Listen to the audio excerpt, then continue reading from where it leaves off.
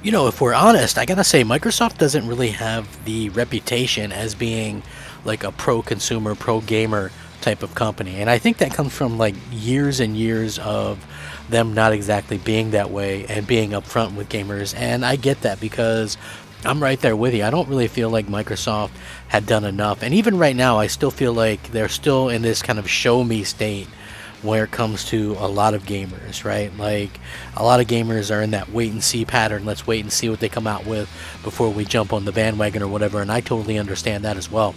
I'd never try to sway anybody from, getting that one way or the other. I just think that Microsoft is on the right path, and I mean it's hard to deny with 33 studios that you're going to get content, right? There might be some hiccups here or there, but I still think at the end of the day you're going to be seeing a ton of content being coming towards Game Pass, and you're going to see a continued renewal of gaming. Like Microsoft is all in on gaming, and that's that you can't really ask for much more than that. I feel like that's exactly what they're going to do, and it's an interesting time to be a fan because gamers are going to be very picky when it comes to the stuff that they consume, and we're in an ever-changing climate of video game and video game consoles. So this announcement right here I found to be particularly interesting, and I'm sure you guys are going to all want to hear it, and I'm curious to hear what everybody has to say, because to me this shows that Microsoft is willing to do whatever it takes, and I think that it's hard to beat that. It is. So let's go ahead and get into it. What's up, everybody? I'm Crap Gamer, and this is Crap Gamer Reviews, your home for gaming news, opinions, reviews, and much more. You'll probably notice some changes around here, but that shouldn't stop you from giving us a like and possibly even consider subscribing if you haven't already done so. Thank you so much for choosing to spend some of your free time with me today. It means the world to me. And if you guys are here watching my videos, please leave us a like, as it helps the videos to be seen and it helps the channel to grow. So thank you guys very much.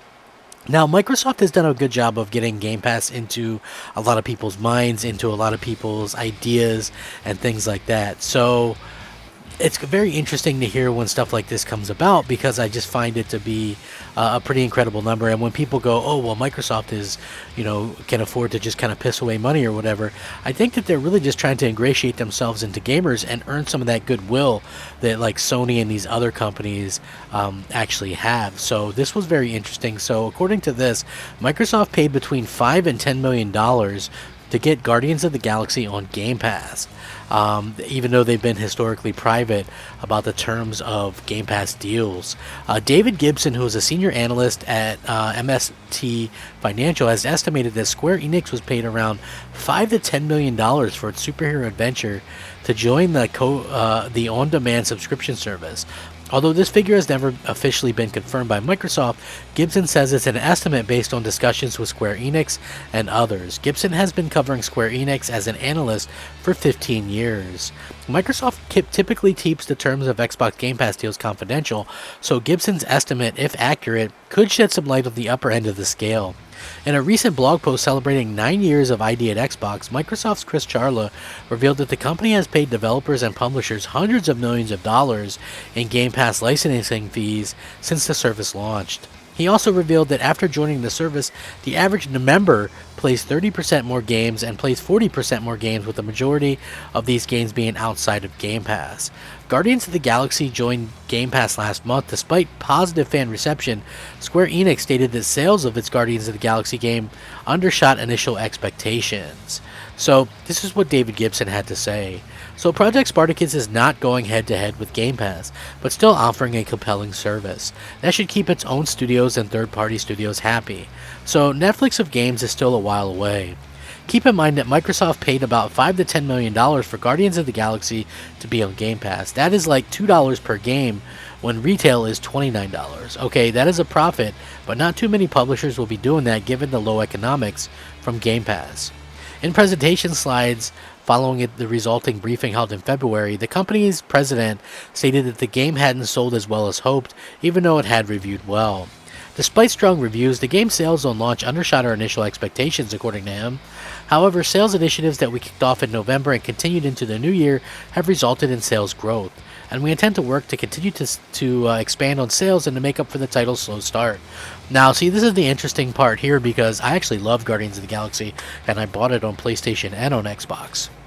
So I think it's that good. It was my game of the year last year, and a lot of people were probably a little bit wary of it because, just to be honest with you, you know, the Avengers game. That's something that I feel like a lot of people kind of were worried about, and because the Avengers game really they kind of screwed everybody over with the online portion and stuff like that. So when we see that they are able to kind of come out with something like this that's so much better and just a clear single player experience, I love that. I love the fact that they're able to do that, and I also love the fact that Microsoft was able to kind of come out there and say, hey, let's help this game be played a lot more. And now the game is in the top like 10 most played games. So if you think about it, Game Pass has helped them tremendously be able to kind of get some of these things out there. And I love the fact that Game Pass continues to help and continues to kind of do these type of things. And possibly we might get a I don't want to say a sequel. I hope we get a sequel. They definitely left it open for that, but I would love to see them push a sequel and push something out the door like that, because I think it's important for these games to do well. But people are so weary these days to spend any money on anything unless they know for sure that it's going to be like a solid game or a great game. So it is nice to see that Microsoft was out here and able to kind of do their own thing and get the game on Game Pass. That's something that's very important kind of going forward. And if you look at it as what Game Pass has done, a lot of people go, oh well, do developers get anything from this? Like it mentions, the program's inception, independent developers have earned more than $2.5 billion in royalties and total revenue generated by ID and Xbox partners, which almost doubled over the last 3 years, according to Chris Charla. He also revealed that Xbox has paid developers and publishers hundreds of $1 million in licensing fees as well. While the blog also states that the program has seen over 1,000 developers sign up at ID at Xbox over the past 2 years, Charlie concedes that Xbox's work with indie developers still has some ways to go. He says, one area we talk to developers and players about is discoverability.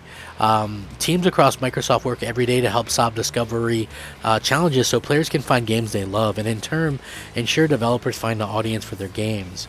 At last week's Game Developers Conference, Microsoft introduced a new program called ID as Azure, which is aimed at independent developers across all platforms that want to use Microsoft Cloud Gaming tech in their titles. At the same event, Xbox Game Studios Publishing also officially announced its new cloud gaming organization. According to Microsoft, the division works with studios to develop cloud-native titles and bring them exclusively to the Xbox ecosystem. The division is led by Kim Swift, who joined Xbox last year as Cloud Gaming Director. Swift rose to prominence as the project lead and designer of Valve's Portal before working as a designer and artist on Left 4 Dead and its sequel, and was more recently a game director at Stadia before Stadia closed up shop.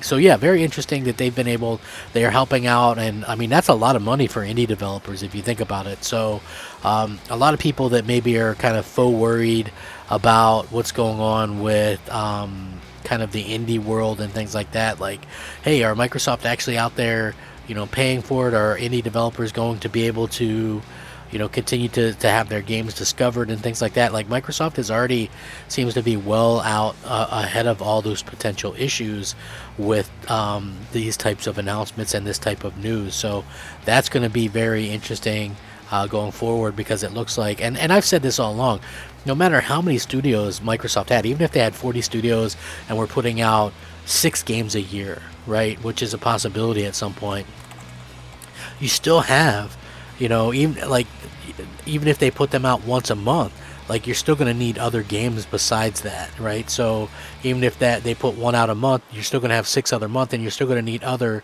areas to put content in. So they're going to always have that need for like the third party stuff and things like that. So I feel like they're doing a good job with kind of not only paying these developers and things, but doing the best job that they possibly can, getting fans excited, willing to go out there and earn that extra mile for gamers. And I feel like that's something that everybody should be equally excited about in the future. I think it's very interesting, and we keep seeing stuff like this come up, and it's just so funny to me that people still are super negative when it comes to this. I think a lot of the negativity revolves around the fact that it's changing the ecosystem and changing the landscape of gaming.